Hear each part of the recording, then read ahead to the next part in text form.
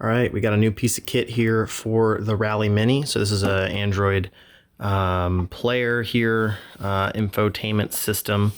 And basically this is gonna allow for quite a few different things. One, we're gonna have just a better radio because the stock Mini radio sucks. But on top of that, this has Bluetooth. It's a Android 9.1, I think. But the cool thing is it has Bluetooth, and it also has USB connectors. So we should be able to run an app that controls Megasquirt, or that lets us interface with Megasquirt, and then have this mounted in the car, connect the ECU to this, and then have be able to do our tuning here if we're in a pinch. You know, if we have to diagnose something, or we want to have like boost gauge, and we want to have air intake temperature and ethanol content, we can have it all displayed here on the dash.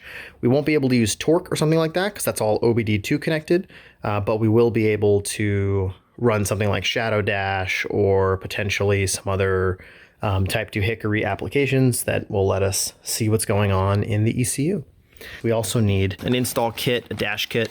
So we went ahead and got a Metra kit, and we got some wiring harnesses as well. And basically it allows for a double DIN installation, and then it has some block off plates for some of the OE stuff.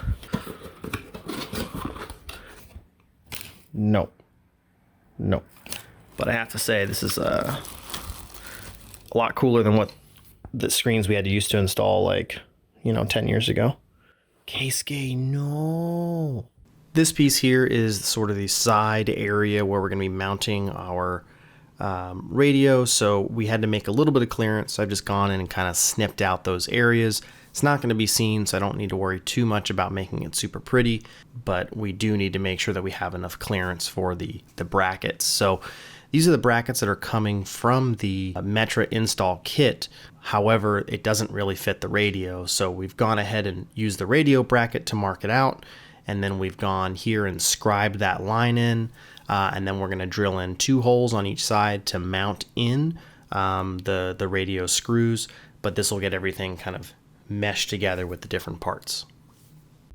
So we did have to cut and modify this quite a bit in order to get it to fit. Dude, if you can knock that off, that'd be great. Thanks. So yeah, we did have to cut it to make it all fit. And in the process of cutting it, I cracked this top piece. Not super important, but it's where the speedometer connects. So I'll have to be careful with that later on. But I did get it to fit pretty well. And the way I got it to work in the back, just sort of chopped it in half there. Made a trace there, took my trace from over here and mounted it, and then used, I couldn't use the screws that came with it. They're M5 by 0.8 that go into the side of the tablet. I can't use them though because the tablet gets installed from the front the way I've done it. And then this bracket gets installed from the back. So I have to screw this in from the back and then pull this in from the front. And I couldn't fit a screw or an Allen key or anything like that in there. So I got some hex nuts so I can fit a little 3/8 in there and just get it turned down. Bit of a pain. I had to drill the holes, kind of guessing for a bit in order to really get it to hook up there and get the holes aligned. So a lot of patience, which as anyone that knows me knows I don't have. So it made it just even more difficult. Now, some of you will say, hey, well, there's a gap here, and how does that look on the front? So you can see there is a gap here, but I don't expect anyone to go under the tablet to look at it. And then you're going to have your AC controls and stuff in here as well. So not really expecting it to be seen. And then as far as the border here, so you're going to say, oh, look at that. It's... you're going to notice some stuff and da-da-da. But when I put the border on, check this out. Boom. And so now you can't even tell. All right, we're going to run just a little test here to see how everything works. And we're going to just plug in our 12 volt. Powering it up, we get a chance to pick a logo here. So I did get to the Mini one first, but after checking all the cars, I think the Mitsubishi one is going to be the most appropriate. So we'll do a quick little reboot here, obviously working off of a drill battery and doing the first startup and all the updates and everything like that, it takes a little bit longer to get booted up. But in the car, it's pretty quick, and my Bluetooth gets connected basically right away because the power is always on. It's just being basically woken up from sleep state.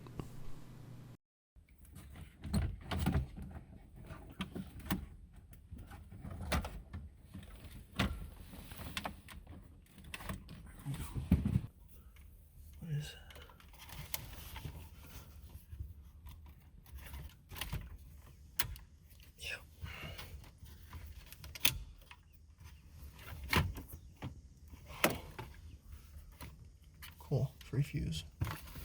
All right, that's out. All right, this gave me a bit of trouble, but I figured it out. I didn't actually need to open this, but I was gonna do that if it didn't work.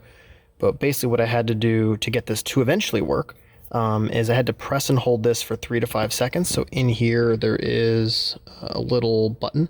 So I was pushing that with part of a probe, and that allowed me to push and hold it to do a reset.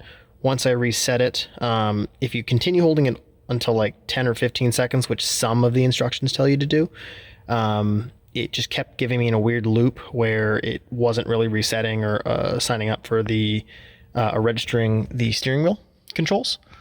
So what I ended up doing was holding it for 3 to 5 seconds, which I found on the Mini Cooper specific instructions. And that worked, but it didn't do anything until you let it go. So I held it for 3 to 5 seconds.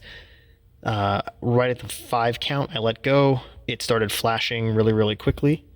I then pushed the up button a bunch of times, kept tapping it. So just up, up, up, up, up, up, until this one eventually stopped flashing. And then I stopped tapping.